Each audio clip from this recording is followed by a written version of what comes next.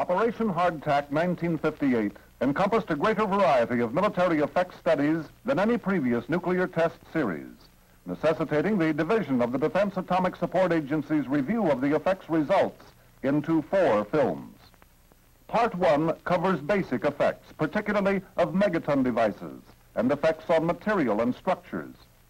Part 2 describes the effects results for the 3 high-altitude shots. Part 3 is devoted to the effects results for underwater tests. Part 4 reviews the effects of sub-kiloton detonations.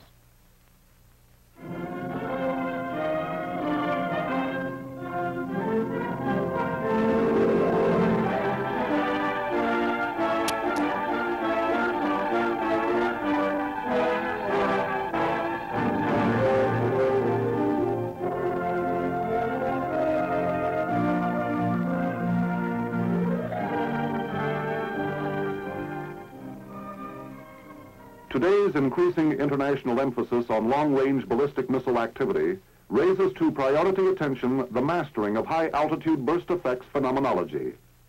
At stake are urgent problems, such as those associated with ICBM defense, as well as the upper air burst effects on radio communications and radar. Prior to 1958, only 2 nuclear shots had been fired at altitudes above 10,000 feet. Both comparatively low in height, both of small yield. The first was in 1955, a 3-kiloton airdrop during Operation Teapot, with height of burst at 36,000 feet above mean sea level.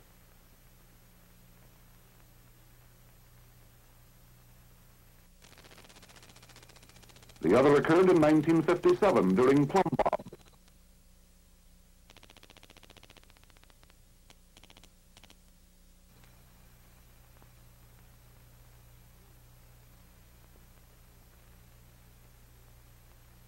On hardtack, 3 high-altitude shots were fired to acquire data necessary to develop a national capability for high-altitude warfare. UsaA, a 1.7 kiloton device suspended from a balloon, and Teak and Orange, both 3.8 megaton devices carried by Redstone missiles. All were fired to obtain effects data for the fulfillment of 3 general objectives. First, to find out how extreme altitudes affect the partition of energy in a nuclear detonation, and what is the radial extent of the various phenomena. Second, to determine scaling laws for various effects as a function of altitude and yield. Third, to determine the effects of high-altitude bursts on the ionosphere and on the propagation of radio and radar signals. To gain these objectives, specific effects tests were carried out to provide a basis for a theoretical understanding of the phenomenology of high-altitude bursts.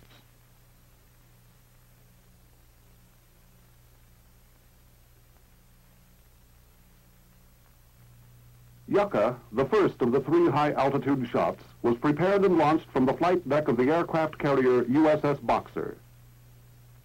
All of UsaA's blast and nuclear radiation instrumentation and a portion of the thermal instrumentation were concentrated in 5 canisters suspended below the weapon at intervals out to 3,000 feet. These instruments were designed to be activated prior to burst time by telemetered commands. Additional instrumentation was carried by 3 aircraft. 2 were modified B-36s, positioned at 40,000 feet altitude, 12 miles from the detonation, to obtain fireball photography and thermal data. The 3rd aircraft was a P-2V 15 miles from the burst point at 22,000 feet. This aircraft measured infrared phenomena. At 1125 hours on 28 April, when the UsaA balloon was released, the USS Boxer was operating about 90 nautical miles northeast of Nan Island, Bikini Atoll, maintaining a deck wind velocity of near 0. 2.5 hours later, 1440 hours, at an approximate altitude of 85,000 feet, UsaA was detonated by radio command signal. Failure of the telemeter command transmitter to activate the canister instruments prior to burst time resulted in almost complete loss of data from the balloon dragline equipment. The aircraft-mounted instrumentation provided excellent data. Here is a rundown on the results of the Fireball studies. Yucca produced a bright fireball with a center core, which rapidly developed into a toroid similar to the teapot and plumb bob altitude shots. The major part of the thermal pulse lasted about 30 milliseconds, with some perceptible signal for as long as 500 milliseconds.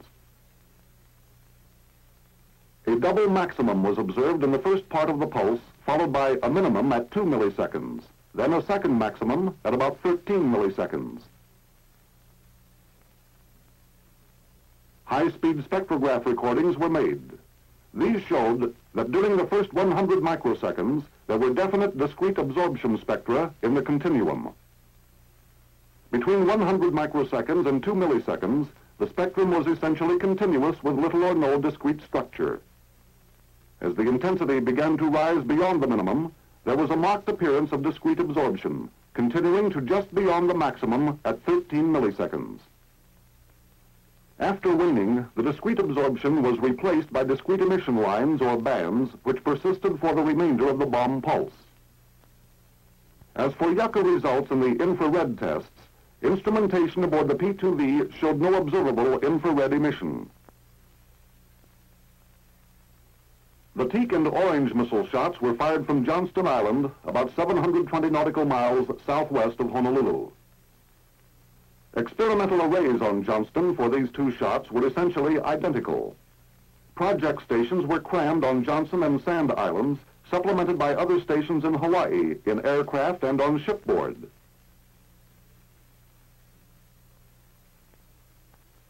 Each device was sent aloft by an Army Redstone missile.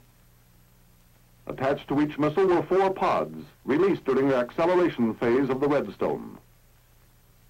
3 of the pods contained telemeter-equipped instrumentation for the nuclear program. The 4th pod, programmed to be closest to the detonation, was utilized primarily for studying the vulnerability of ICBM structural materials, with particular emphasis on X-ray effects. In addition, neutron flux and energy spectra were investigated by use of neutron activation and fission foils.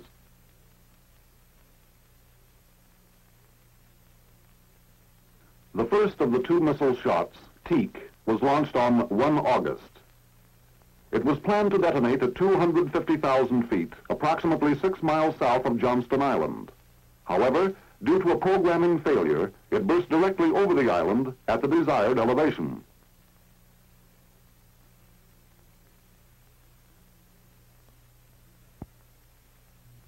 Orange was launched at 2330 hours from Johnston Island on 12 August.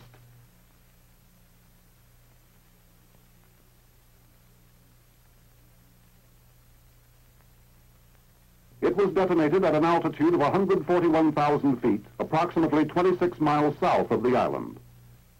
At time of burst, middle clouds covered the island.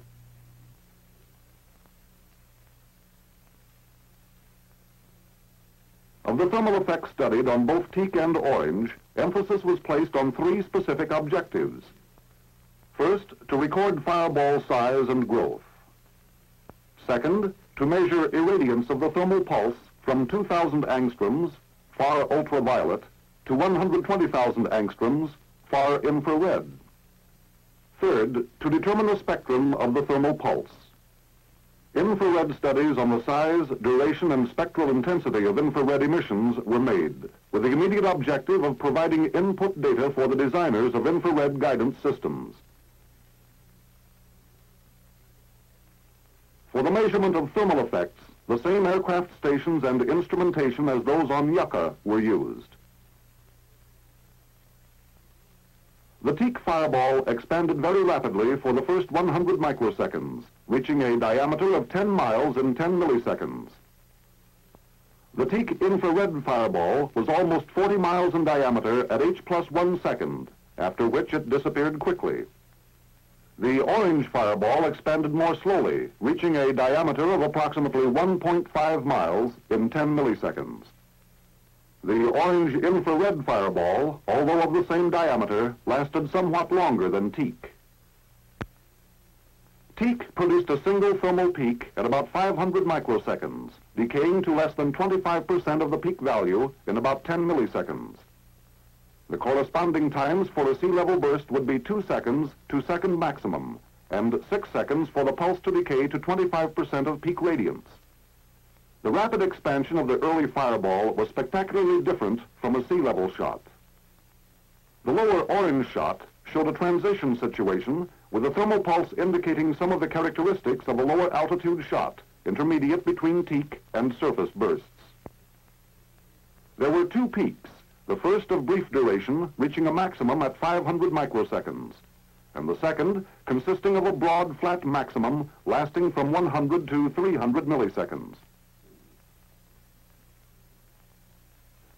The spectra of orange consisted of a strong emission continuum with molecular band absorption superimposed.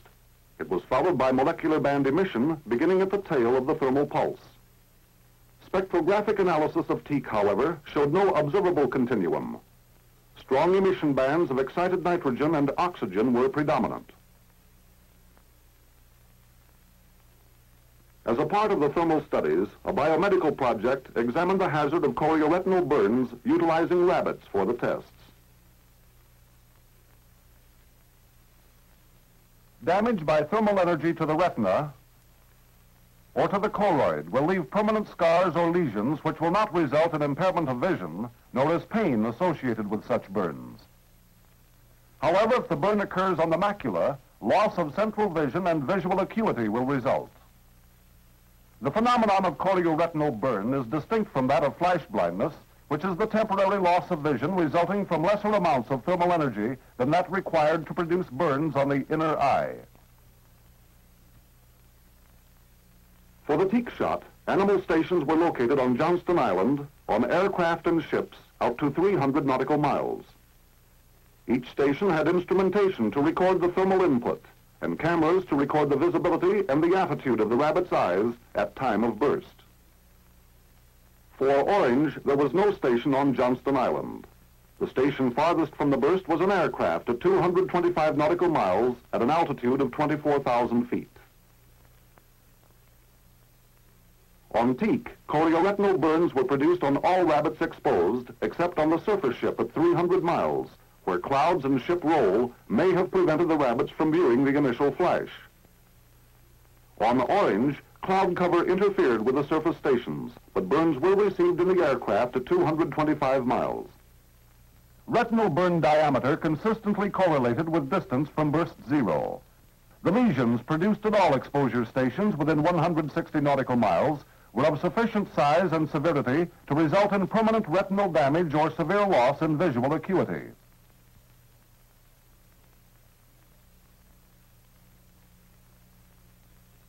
Thus, theory is verified that megaton nuclear explosions at the altitudes tested produced chorioretinal burns at great distances as a result of the rapid rate at which the thermal energy is delivered. Most of the energy is delivered before the effective blink reflex time of 250 to 350 milliseconds for rabbits and 100 to 150 milliseconds for man. The teak and orange blast program obtained surface and near-surface air blast pressure time measurements. Instrumentation included standard pressure time and very low pressure self-recording gauges located on ground baffles, on 34-foot towers, and on ships backed up by electronic recording gauges. For both shots, the pressure values measured were considerably lower than predicted by conventional methods. On Johnston Island, at a slant range of 252,000 feet from shot teak, the overpressure measured approximately 0.1 pounds per square inch. The same station at a slant range of 196,000 feet from shot orange measured 0.18 pounds per square inch. The nuclear program objectives were to seek data first on neutron flux and energy versus range, and secondly, on gamma radiation. 3 of the 4 instrument pods attached to the missile contained time-dependent radiation detectors. Some of these provided neutron time of arrival data from which energy and flux could be determined. Others gave data on gamma radiation versus time, gamma dose, and gamma ray, as well as electromagnetic effects on equipment components. These pods telemetered data to a receiving station on Johnston Island. The fourth pod, programmed to be closest to the detonation, contained threshold foils to determine gross spectral and flux neutron data. This pod was to be recovered after exposure. The pods were ejected at appropriate times to place them at prescribed distances from the burst. Essentially, the desired data were obtained on both shots. Analysis of the neutron energy spectrum has not been completed. At 50,000 feet during teak, the gamma dose rate was about 300 milliroentgens per microsecond at 5 milliseconds. During orange, the gamma dose rates at 5 milliseconds were about 1,000 milliroentgens per microsecond at 30,000 feet slant range and 10 milliroentgens per microsecond at 100,000 feet. The gamma ray measurements were consistent between pods. Both the neutron and gamma ray data continues to be reduced and analyzed for application to the energy partition objective and for estimating the effective destruction range of enemy nuclear warheads at high altitudes. The ICBM structural materials pod deployed from the Redstone missile measured the weapon input and corresponding structural effects caused by exposure to very high altitude nuclear bursts, with particular emphasis on X-ray effects. Instrumentation included momentum reaction gauges, radiant energy intensity gauges, and ablation plugs. This pod required post-shot recovery. The teak pod was found intact. The orange pod was not recovered. The teak X-ray results showed large thermal X-ray-induced mechanical impulses of greater intensity than had been predicted. These impulses are capable of producing structural failures, as evidenced by the physical damage inflicted on the front instrument casing of the teak pod. There was no evidence to support the existence of an X-ray shadow, that is, a region of low intensity along the longitudinal axis of the teak device. The effects of X-ray-induced impulses on lead, zinc, iron, copper, and aluminum were appreciable at the estimated slant range of 23,000 feet from the burst. The effect on beryllium could not be measured. One of the most important studies in the high-altitude program concerned electromagnetic effects in the upper atmosphere. The possible use of nuclear weapons at high altitude as a defense against ballistic missiles requires that the effects of such bursts on electronic systems be determined. Information was needed to determine the performance of missile guidance systems, missile detection systems, and communication links in these and other situations. Electronic experimentation was conducted on the following effects: attenuation of electromagnetic signals, ionospheric disturbances, radar reflections or echoes, and noise emission. In probing the attenuation of electromagnetic signals, two distinct types of measurements were made. The first was over known propagation paths for frequencies ranging from 9 to 450 megacycles. The second type of measurement was the attenuation of cosmic noise. HF transmitters were located on Oahu, Kwajalein, Guam, and Christmas Island. VHF and UHF transmitters were in rockets fired above the burst. Receivers located on Johnston Island monitored transmission from the rockets, as well as the transmission from Oahu. Receivers on Oahu and in an aircraft monitored the transmissions from Kwajalein, Guam, and Christmas Island. These ionospheric communication links all showed a signal strength decrease immediately following the detonation. Cosmic noise receivers were located on Johnston Island, at French Frigate Shoals, and on Oahu. These receivers were operating in the 30, 60, and 120 megacycle bands. The normal nighttime ionosphere will give echoes from the F layer when probed with pulses in the frequency range of 1 to 25 megacycles. An ionospheric recorder examining these reflected pulses was located on Johnston Island, and another in an aircraft whose mobility could probe the extent of any ionospheric disturbance. Radar reflection from the burst were studied in the 10 to 10,000 megacycle range, using a variety of service equipment and 5 specially constructed sets. Radar sites were located aboard the motor vessel Acania, moored at Johnston Island, and in a specially instrumented aircraft.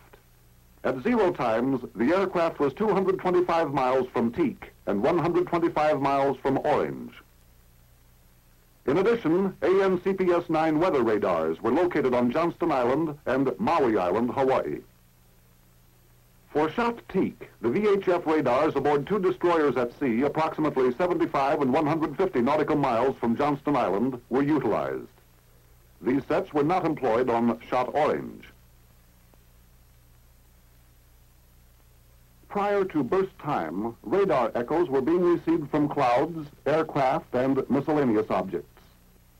Monitoring of noise emission in the 10 to 1,000 megacycle frequency range was conducted on equipment utilized for other studies.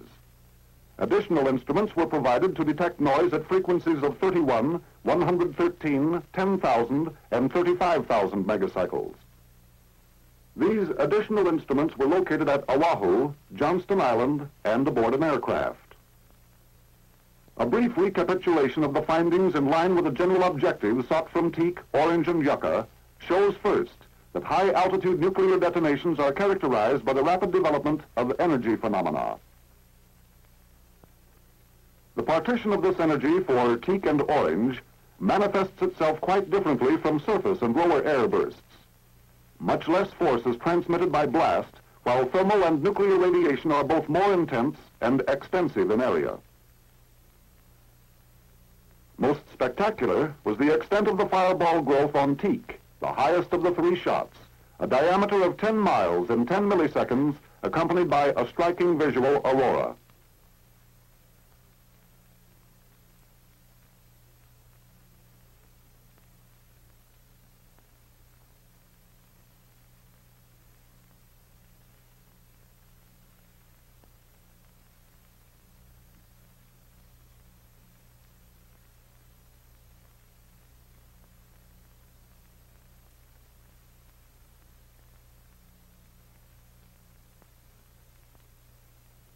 Teak produced a single peak thermal pulse, while the pulses of Orange and Yucca showed some of the characteristics of a lower altitude shot, intermediate between Teak and surface bursts.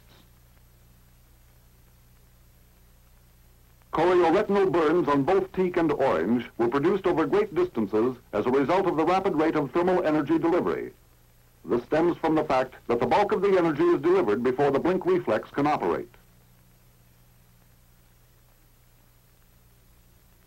Extensive data on neutron flux and energy at various distances was successfully obtained. Although the 14 MeV flux data were not reduced in the field, preliminary study on lower energy fluxes indicated that they agreed to predicted values within 1 order of magnitude. The experimental data will serve to guide further theoretical development. The consistent gamma dose rate and dose data obtained with the pods give fundamental information on this radiation under the conditions of the new environment. The ICBM structural material study revealed the existence of large thermal X-ray-induced mechanical impulses of greater intensity than had been predicted. Samples of lead, zinc, iron, copper, and aluminum were appreciably affected. This closes the preliminary report on the effects of the 3 Pacific high-altitude shots. Since high-altitude effects form a comparatively new field of study with far-reaching significance, it must be emphasized that much more analysis of the hardtack data will be required before final evaluation of the observed phenomena can be made.